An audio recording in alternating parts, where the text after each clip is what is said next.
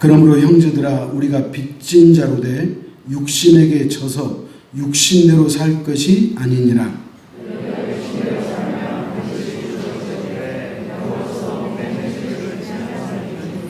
무릇 하나님의 영으로 인도함을 받는 사람은 곧 하나님의 아들이라.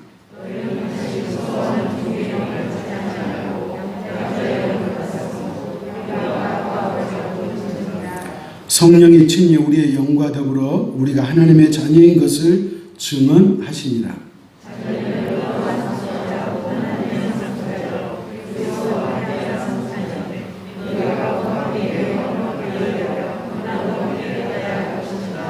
아멘.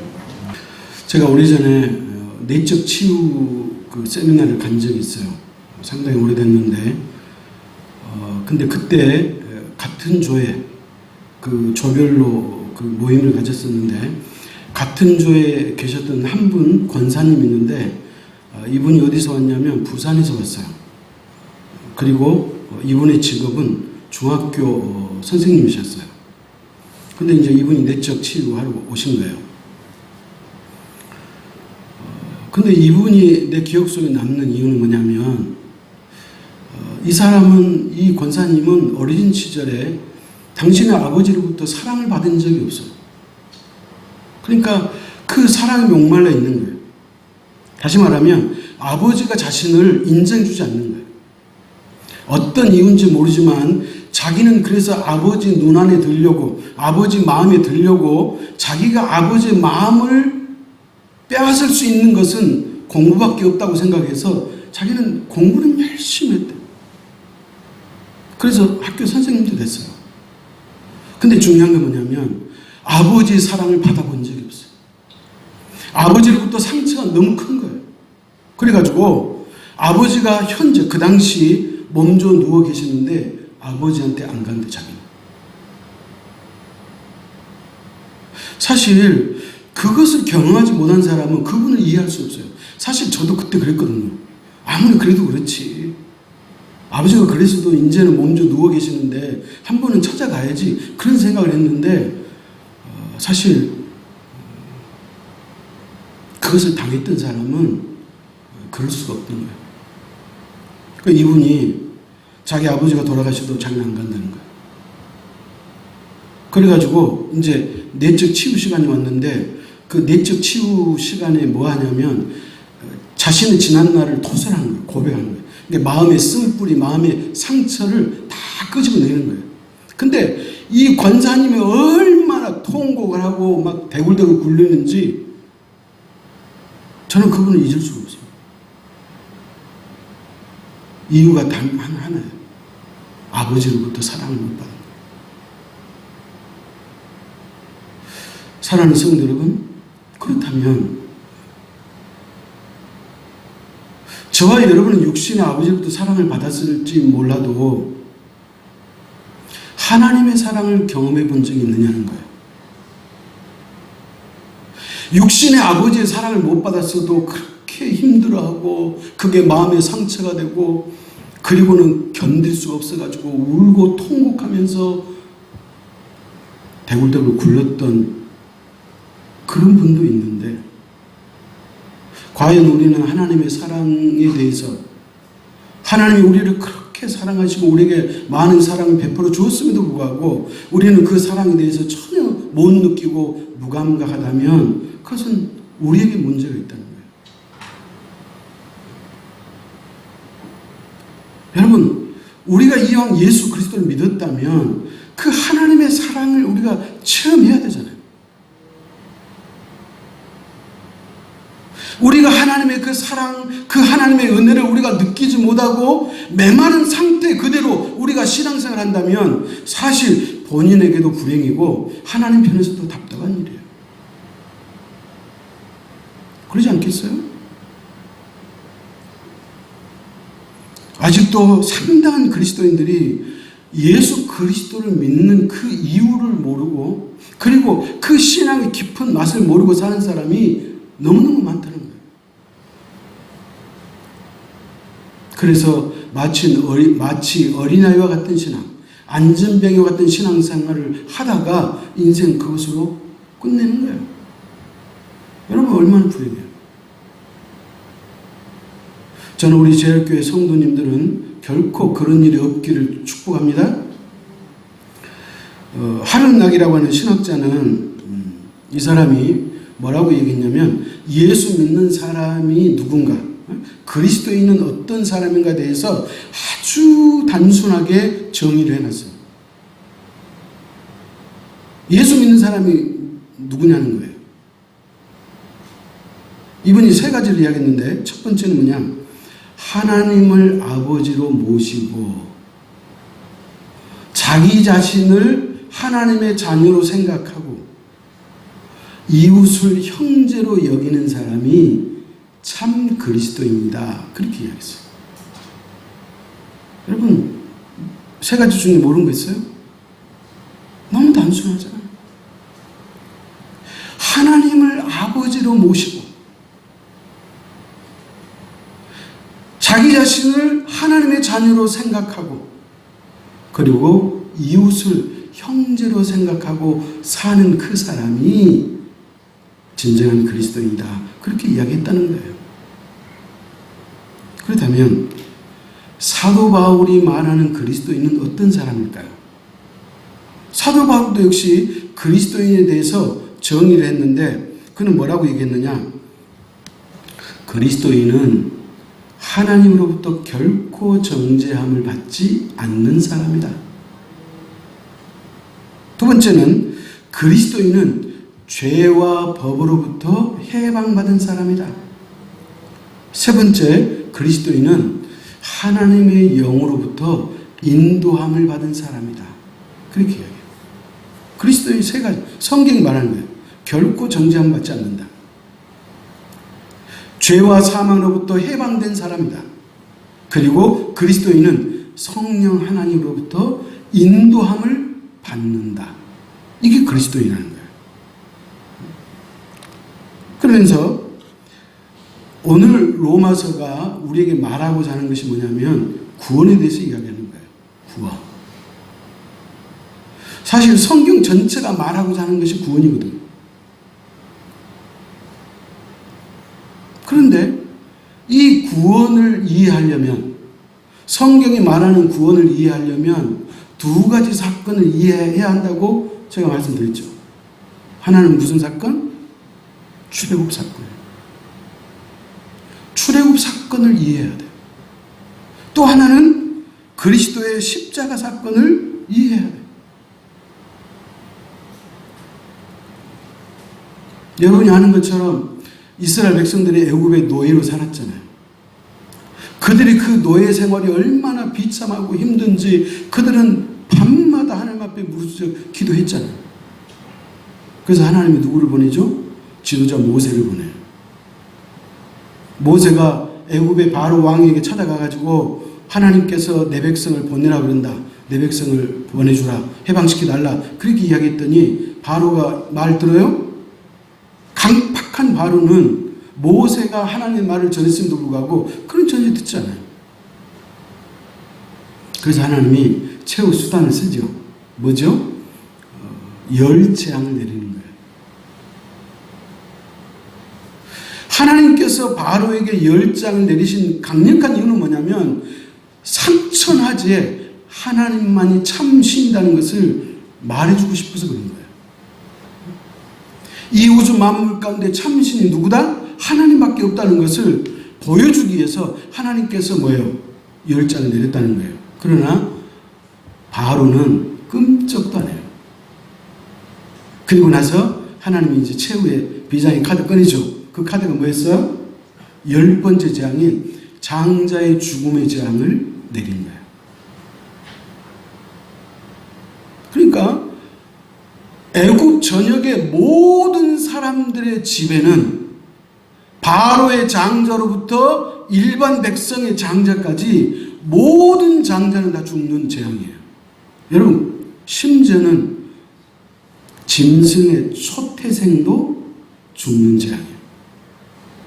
자, 그런데 하나님께서 이 재앙을 내리기 전에 모세를 통해서 이스라엘 백성들에게 하나님께서 말씀하신 게 있었죠. 뭐예요? 너희는 가정마다 어린 양을 잡아서 그 어린 양을 잡은 그 피로 좌우 문설주와 임방에다가 칠해라. 그러면 죽음의 재앙이 건너갈 것이다. 그렇게 이야기하잖아요. 그러니까 건너간다는 말이 뭐예요? 6월이라는 말이거든요. 그래서 6월절에 죽음의 재앙이 건너뛴다는 거예요. 어떤 집에게? 어린 양을 잡아서 그 피를 바른 그 집에는 장자의 죽음의 재앙이 임하지 않는다는 거예요. 그래서 이스라엘 백성들은 다 집집마다 어린 양을 한 마리씩 잡았어요. 그리고 그 피를 좌우 문설주와 가운데 임방에다가 칠했어요. 자, 그랬더니 실제로 애굽에 있는 모든 장자들이 다 죽었잖아요. 바로의 장자가 죽었죠. 그런데 유일하게 고센 땅에 살고 있는 이스라엘 백성들의 집에만 죽음의 재앙이 임하지 않는 거예요. 무엇 때문에 그런 거죠? 어린 양의 피 때문에 그런 거예요. 그렇기 때문에 그 어린 양의 피는 뭘 상징해요? 예수 그리스도를 예표하는 거예요. 장차 예수 그리스도가 이 땅에 오셔가지고 십자가에 죽으시잖아요. 여러분, 예수님께서 공생이 시작할 때 세례 요한이 예수님을 딱 보더니 세례 요한이 예수님을 보자마자 던진 말이 있죠. 뭐요? 보라, 하나님의 어린 양이로다. 여러분, 세례 요한은 예수 그리스도가 하나님의 어린 양인 것을 알았어요. 그 하나님의 어린 양이 어떤 어린 양이에요? 출애굽 시절에 각 집마다 어린 양을 잡았던 그 피. 그러니까 구약에는 어린 양의 피를 흘렸다면 신약에는 그리스도의 피가 흘렸음을 믿으시기 바랍니다. 그렇기 때문에 여러분, 우리가 늘 말씀드리지만은 성경은 뭐라 그래요? 구약은 그림자고 신약은 실체라고 그랬잖아요.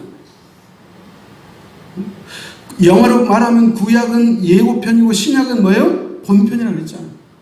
다시 말하면 예수 그리스도의 십자가의 그 죽음을 이해시키려고 하나님은 이미 구약 시대에 어린 양의 피를 통해서 교육을 미리 시킨 거예요.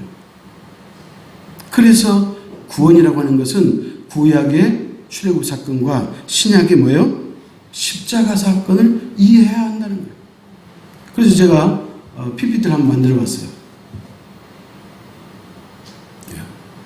성경의 주제가 뭐라 그랬죠? 구원이라고 그랬잖아요. 성경의 주제는 구원이에요. 저와 여러분이 10년, 20년, 50년, 100년을 신앙생활해도 만에 하나 구원을 못 받았다면 그것은 아무 쓸모가 없어요. 어느 날 예수님께서 이렇게 이야기했어요. 자, 같이 한번 읽어봅시다. 시작. 너희가 성경에서 영생을 얻는 줄 생각하고 성경을 연구하거니와 이 성경이 곧 내게 대하여 증언하는 것입니다. 너희가 성경을 보는 이유는 성경에 영생이 있는 줄 생각하고 성경을 읽고 연구하지만 이 성경은 나 예수에 대해서 증언하는 것이다. 그랬어요. 그래서 성경은 누구 이야기예요? 예수님 이야기예요. 성경 어디를 펴도 그 속에는 누구의 얘기가 있어요? 예수님 이야기예요. 하나님께서 창세기부터 요한계시록까지 이 방대한 말씀을 기록하셨는데 결국 누구를 설명하려고 그런 거예요? 예수 그리스도를 설명하려고 그런 거예요. 그래서 성경은 누구 이야기? 예수님 이야기예요. 자, 넘겨갑시다. 그래서 이제 성경 주제는 구원이라고 그랬죠. 자, 또 넘겨갑시다. 우리가 두 가지 사건을 이해하면 다 할 수 있다고 그랬죠. 첫 번째는 출애굽 사건, 두 번째는 예수 그리스도의 십자가 사건이요. 자, 이게 어떻게 연결됐는가? 자, 제가 네모, 세모, 동그라미 했어요. 이거는 제가 만든 거예요. 이 말이 뭐냐면 PPT는 우리 이복찬 전사님이 만들었는데 세모, 네모, 동그라미를 제가 그렸다는 거예요. 네모가 뭐냐면 세상이 세상. 동서남북은 세상 의미하는. 여러분, 4는 성경의 숫자 4는 세상을 의미하거든요. 그러니까 네모는 세상이에요. 세무는 뭐냐면 출애굽 광야 시대에 신앙의 중심지였던 시내산을 의미해요. 그 동그라미는 뭐예요? 완벽한, 온전하고 완벽한, 막 모서리가 없고 완전한 하나님의 나라를 의미해요. 그럼 이제 보십시다. 네모 보십시다. 출애굽 그랬잖아요. 이스라엘 백성들이 애굽에 살다가 그래서 출애굽했죠. 그래서 하나님이 어디로 인도했어요? 시내산 광야로 인도한 거예요. 그래서 광야로 왔어요. 광야. 자, 다음 장 넘겨주세요. 그럼 그 광야를 성경은 뭐라고 얘기했느냐? 사도행전 7장 38절을 봤더니 광야를 교회라고 그랬어요. 같이 한번 읽습니다. 시내산에서 말하던 그 천사와 우리 조상들과 함께 광야 교회에 있었고 또 살아있는 말씀을 받아 우리에게 주던 자가 이 사람이라. 그러니까 출애굽 시대에 이스라엘 백성들이 광야에 40년 동안 살았잖아요. 그 40년 동안 사는 그 광야를 성경은 뭐라고 해석했어요? 교회라는 거예요. 광야 교회라는 거예요. 그러니까 이스라엘 백성들이 애굽에서 430년 종살이 하다가 어린 양의 피를 통해서 그들이 해방을 받았죠. 그래서 그들이 광야로 옮겨왔어요. 그러니까 광야는 뭐냐? 요즘으로 말하면 교회 생활이고 신앙 생활이다 그런 말이에요. 그래서 40년의 광야를 겪고 나서 그들이 가나안 땅에 들어갔잖아요. 그죠? 그러면 신약도 똑같아요. 영적으로 애굽은 뭐다? 써놨잖아요. 세상이라. 저와 여러분이 예수 믿기 전에 저와 여러분의 삶은 세상에 사는 거예요. 자, 그런데 우리가 세상에 살고 있던 저와 여러분이 구약에서 이스라엘 백성들이 어린 양을 잡아가지고 죽음의 재앙을 면했던 것처럼 예수 그리스도의 십자가의 죽음을 믿고 하나님의 자녀가 됐잖아요. 아멘? 그래서 이제 그때부터 우리는 구원의 열차가 출발한 거예요. 예수 믿는 그 이후부터 우리는 구원 열차를 탔어요. 그러면 이제 구원 열차를 타고 가나안 천국으로 가야 되잖아요. 그죠? 근데 그 가나안 천국으로 가려면 어디를 거치는 거예요? 교회 생활을 거치는 교회를. 그래서 우리가 신앙생활 하는 거잖아요. 광야를 거치지 않고 어떻게 가나안 땅 갈 수 있겠어요? 우리가 신앙생활을 통해서 하나님의 거룩한 자로, 다시 말하면 성화된 백성으로서 살다가 하나님의 나라로 들어간다 그런 말이에요. 그래서 저와 여러분이 가나안 천국으로 들어가게 돼 있음을 믿으시기 바랍니다. 그래서 로마서 8장 1절 다시 한번 갑니다. 시작. 그러므로 이제 그리스도 예수 안에 있는 자에게는 결코 정죄함이 없나니. 여러분, 예수 안에 있는 사람은 결코 정죄함이 없습니다. 자, 그렇다면 자 보십시오. 이스라엘 백성들이 광야로 갔을 때 하나님께서 그들을 무엇으로 인도했다 그래요? 낮에는 구름 기둥으로, 밤에는 불기로 인도했잖아요. 그러니까 이스라엘 백성들은 하나님께서 이와 같이 낮에는 불기둥과 밤에는 불기둥으로 인도받아서 그들이 살았던 것처럼, 그러면 신약시대의 성도는 예수 믿고 이제 우리가 구원받았으면 교회 생활을 통해서 누구의 인도를 받아요? 성령의 인도를 받는 거예요. 구약시대의 성도는 구름기둥과 불기둥으로 인도함을 받았다면 신약시대의 성도는 성령의 인도함을 받는 줄 믿으시기 바랍니다. 그래서 성령이 우리를 인도하시는 거예요. 찾아가십시다. 오늘 본문 14절, 17절 교도합시다. 14절에서 17절 교도합니다. 무릇 하나님의 영으로 인도함을 받는 사람은 곧 하나님의 아들이라.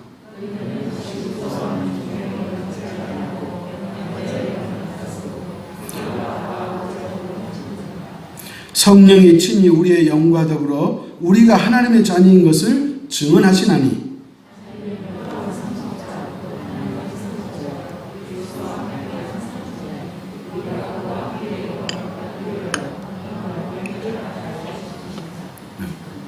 그러니까 뭐라 그래요? 예수 믿고 구원받은 사람은 결코 정죄함을 받지 않아요. 아멘? 그리고 그 사람을 누가 인도하느냐? 성령 하나님이 인도한다는 거예요. 그래서 방금 읽었던 14절이 그러잖아요. 무릇 하나님의 영으로 인도함을 받는 사람은 곧 하나님의 아들이라. 그러니까 예수 믿는 사람은 우리가 천국 가기 전까지 누구의 인도함을 받아야 돼요? 성령의 인도함을 받는 거예요. 그래서 그렇게 성령의 인도함을 받는 사람이 하나님의 아들이다 그랬잖아요. 그리고 그 하나님의 아들은 이제 사단의 종이 아니요 하나님의 양자의 영을 받았으므로 그는 하나님을 아빠, 아버지라고 부를 수 있느니라 그랬잖아요. 그래서 우리가 하나님 아버지라고 부르는 거예요. 성령의 인도함을 받는 사람만이 하나님의 아들이 되고 그리고 하나님 아버지를 아빠, 아버지라고 부를 수 있는 자격이 주어졌다. 그런 말이에요. 그뿐만이 아니라 17절에 가면 자녀이면 또한 상속자 곧 하나님의 상속자요 그리스도와 함께한 상속자니 그러잖아요. 여러분 재산이 있든 없든 자녀는 아버지로부터 상속을 받아요. 법적으로 상속을 받잖아요. 그러니까 예수님도 하나님의 아들이고 저와 여러분도 하나님의 아들이잖아요. 예수님은 하나님의 친아들이었다면 저와 여러분은 친아들은 아니에요. 그래서 사도 바울이 그것을 어떻게 구별했느냐? 양자의 영을 받았다 했잖아요. 그러나 양자도 역시 뭐예요? 하나님의 자녀다. 그렇게 말하고 있는 거예요. 그렇기 때문에 여러분 우리가 예수 믿는 그 순간부터 하나님의 영이신 성령이 내 안에 계심을 믿으시기 바랍니다. 그렇기 때문에 이 시대의 그리스도인은 하나님의 영이신 성령이 내 안에 있음을 확신해야 돼요. 이것이 무엇보다 중요해요. 자, 찾아가십시다. 고린도전서 12장 3절이에요.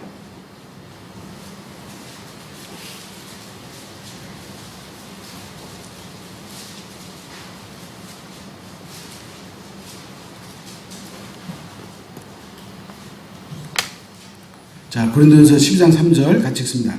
그러므로 내가 너희에게 알리노니 하나님의 영으로 말하는 자는 누구든지 예수를 저주할 자라 하지 아니하고 또 성령으로 아니하고는 누구든지 예수를 주시라 할 수 없느니라. 여러분 아주 이게 요새 젊은이들 말로 표현하면 빼박이에요. 빼박.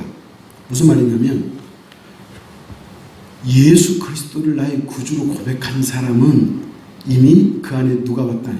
성령이 오셨다는 거예요. 다시 말하면 성령이 임하지 않고는 예수 그리스도를 주라고 고백할 수 없다는 거예요. 그러니까 여러분이 이미 세례를 받으셨다면 세례 받을 때 예수 그리스도가 나의 구원자인 것을 고백하셨잖아요. 그렇기 때문에 그 고백은 여러분이 지식으로 알아서 고백하는 것이 아니고 오늘 성경이 말하잖아요. 성령이 아니하고는 그리스도라고 시인할 수 있다 없다? 없다는 거예요. 그렇기 때문에 저와 여러분에게는 이미 성령이 와 계시는 거예요. 그럼에도 불구하고 내 속에 성령이 있는 줄 모르고 그리고 그 성령을 외면하고 산다면 그 신앙생활은 아주 어리석은 신앙생활인 거예요. 그렇기 때문에 여러분 성령이 내 안에 계심에도 불구하고 그 성령이 있는지 없는지도 모르고 그 성령에 대해서 확신도 없고 그 성령을 의지하지 않으면 그 사람에게는요 하나님의 어떤 역사도 은혜도 임하지가 않는다 그 말이에요. 그렇기 때문에 오늘 여러분은 이 사실을 알아야 돼요. 오늘 제목이 뭐죠? 나는 그리스도인입니다. 우리는 그리스도인이에요. 여러분 이게 말로만 하지 말고 진짜 내 안에 이것이 뼈저리게 박혀 있어야 돼요. 나는 누구다? 그리스도이다. 그리스도는 어떤 사람이냐? 성령이 함께하는 사람이에요. 그렇기 때문에 사단 마귀가 우리를 결코 넘볼 수 없음을 믿으시기 바랍니다.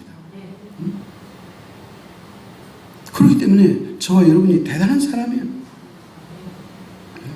그렇다면 오늘 본문 말씀을 통해서 하나님은 우리를 인도하시는데 무엇으로 인도하신다 그랬죠? 성령을 통해서 인도하신다. 그렇게 말하고 있는 거예요. 그렇기 때문에 저와 여러분이 하나님의 자녀예요. 이것을 우리가 뼈저리게 느끼고 이것을 정말로 우리가 마음 깊이 새긴다면 그 사람은 당연히 성령이 여러분의 삶을 이끌어가는 거예요. 저와 여러분 예수 믿는 순간에 이미 하나님의 자녀인 것을 믿으시기 바랍니다. 그래서 자 오늘 본문 16절 다시 한번 읽겠습니다. 성령이 친히 우리의 영과 더불어 우리가 하나님의 자녀인 것을 증언하시나니. 그죠? 다시 말하면 저와 여러분이 하나님의 자녀인 것을 누가 보장해 주느냐? 누가 보장해 줘요? 성령이 보장해 준다는 거예요. 예를 들어서 누가 여러분에게 당신이 어떻게 하나님의 자녀야?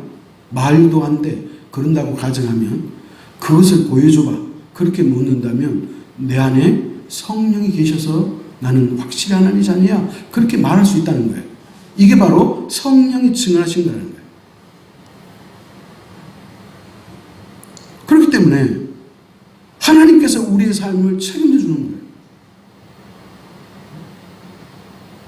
성령이 우리 안에 계시기 때문에 어떤 사단도 우리를 넘볼 수 없는 거예요. 그래서 예수 믿는 사람은 승리가 보장되어 있다고 그랬죠. 우리가 인생을 살면서 모든 일에 승리할 수는 없어요. 여러분 우리도 때때로 넘어지기도 하고 실패할 수 있어요. 그러나 그리스도인은 마지막에 반드시 승리할 줄 믿으시기 바랍니다. 그것을 오늘 성경이 우리에게 말해주고 있는 거예요. 그렇기 때문에 예수 믿는 저와 여러분은 이 땅에서 가장 복받은 사람이에요. 여러분 그게 느껴져요? 우리야말로 이 땅에서 가장 축복받은 사람이에요. 왜냐하면 우리에게 영원한 천국이 보장됐잖아요. 하나님이 어떻게 그 수많은 사람들 가운데 나를 찾아오셨고 너는 내 것이라고 인쳐주시고 나의 죄값을 이미 2000년 전에 예수 그리스도 통해서 다 치러주시고 그 예수 그리스도를 나의 구주로 고백한 그 자에게는 하나님의 아들이라고 하는 그 특권을 허락해 주셨고 우리에게 필요한 모든 것을 공급해 주시고 우리가 사명의 엄청난 꼴짝으로 다닐지라도 우리가 해받을 것을 두려워하지 않는 것은 하나님이 우리와 함께 하십니다. 주의 지팡이와 막대기가 나를 안위하시나이다. 그렇게 말하잖아요. 그렇기 때문에 우리가 이와 같은 고난과 어려움과 힘든 세상에 살고 있지만 그래도 우리가 하나님의 그 장중 안에서 그 하나님의 품 안에서 우리가 그 하나님의 울타리 안에서 우리가 행복을 누리고 살잖아요. 그래서 우리가 복 있는 인생이다. 그렇게 말하고 있는 거예요. 그럼에도 불구하고 오늘 로마서는 한 가지 염려하는 것이 있어요. 응? 뭘 염려하느냐? 제가 질문합니다. 하나님의 알레르기 3가지가 있다고 했죠. 하나님이 가장 싫어하는 거 3가지. 첫째 뭐라고 그랬죠? 조금 제가 가감하면 수백 번 했을 텐데 하나님이 가장 싫어하는 하나님의 알레르기 3가지. 첫째, 우상숭배. 어떤 모양으로도 하나님 말고 다른 것을 의지하거나 섬기면 안 돼요. 근데 오늘날 우상숭배는 뭐라고 그랬죠? 탐심이 곧 우상숭배니라고 했어요. 그러니까 오늘날 저와 여러분이 불상 찾아가지 않고 다른 신 쫓아가지 않아도 여러분 마음속에 탐심이 있으면 그 우상숭배예요. 그러니까 오늘 이 시대의 우상숭배는 탐심이기 때문에 탐심을 조심해야 돼요. 그 다음에 2번째 뭐예요? 원망불평이에요. 하나님의 알레르기 2번째는 원망불평이에요. 그래서 이스라엘 백성들이 출애굽했다가 원망불평한 사람은 광야에서 다 죽었어요? 안 죽었어요? 다 죽었어요. 여러분 갈렙과 여호수아 2사람 빼고 다 죽었어요. 원망불평이 그렇게 무서운 거예요. 그 다음에 하나님의 알레르기 3번째 뭐예요? 세상으로 돌아가자. 하나님이 너무너무 싫어요. 이스라엘 백성들이 광야에 살면서 조금 힘들면 뭐라 그래요? 아니 하나님께서 매장제가 없어가지고, 애굽에 매장제가 없어가지고 우리를 여기까지 데려오셨대? 하나님께서 40년 동안 그들에게 매일 하늘 양식 비같이 만나를 내려주시니까 이제는 이 만나가 너무 질린다, 먹기 싫다. 이 뭐냐? 우리 다 애굽으로 돌아가자. 여러분, 애굽이 뭐라 그랬죠? 영적으로 세상이라 그랬잖아요. 여러분, 예수 믿는 사람이 세상으로 돌아가자는 것, 하나님 알리는 세 번째로 너무너무 싫어하는 거예요. 그런데 오늘 로마서가, 오늘 사도 바울이 그것을 염려하는 거예요. 하나님의 자녀가 됐고, 하나님으로부터 상속자가 됐고, 하나님을 아빠, 아버지라고 부를 수 있는 이 특권을 받았음에도 불구하고 그 은혜를 모르고 세상으로 돌아가려고 하는 그 사람이 있다고 오늘 그것을 염려하고 있는 거예요. 그게 12절, 13절이에요. 자, 먼저 12절 같이 읽습니다. 그러므로 형제들아, 우리가 빚진 자로 돼 육신에게 져서 육신대로 살 것이 아니니라 그랬잖아요. 우리가 지난 시간에 배웠죠. 육신의 생각은 죽음이요, 영의 생각은 영생이고 평안이니라 그랬잖아요. 여러분, 육신의 생각은 죽음이에요. 그래서 오늘 염려하잖아요. 그러므로 형제들아, 우리가 빚진 자로 돼. 누구한테 빚졌죠? 예수 그리스도에게 빚졌잖아요. 그러므로 예수 그리스도의 십자가의 피로 우리의 모든 죄가 용서함을 받았기 때문에 이제는 다시는 그 죄의 자리로 돌아가지 마라, 그런 말이에요. 육신대로 살 것이 아니다. 13절 시작. 너희가 육신대로 살면 반드시 죽을 것이로되 영으로서 몸의 행실을 죽이면 살리니. 여러분, 육신대로 살면 죽어요. 여러분이 믿음 떠나고 세상으로 돌아가면 여러분 앞에 기다리는 것은 영생이 아니라 영벌이에요. 영벌. 죽음이에요. 그것이 염려스러워서 오늘 사도 바울이 그 얘기예요. 과거 이스라엘 백성들은 광야에서 하나님 앞에 원망하고 불평하고 그들이 애굽으로 돌아가자, 그렇게 세상으로 돌아가자, 이게 뭐예요? 오늘 표현으로 말하면 육신대로 사는 삶이에요. 그래서 그들이 광야에서 다 멸망했어요. 그러니까 오늘 성경은 뭐라 그래요? 사랑하는 성도 여러분이요, 여러분은 이스라엘 백성들이 광야에서 가나안 땅을 밟지 못하고 죽은 사람들처럼 그런 전철을 밟지 마십시오, 그 소리예요. 그렇기 때문에 신앙으로 무장해야 돼요. 여러분이 진짜 중요한 것이 뭔지 여러분이 아셔야죠. 진짜 중요한 건 뭐예요? 하나님의 말씀대로 사는 게 중요한 거예요. 우리가 하나님의 말씀대로 살고 하나님의 뜻대로 살면 이 모든 것을 하나님이 어떻게 하신다는 거예요? 더해 주신다는 거예요. 하나님의 말씀대로 살아야 돼요.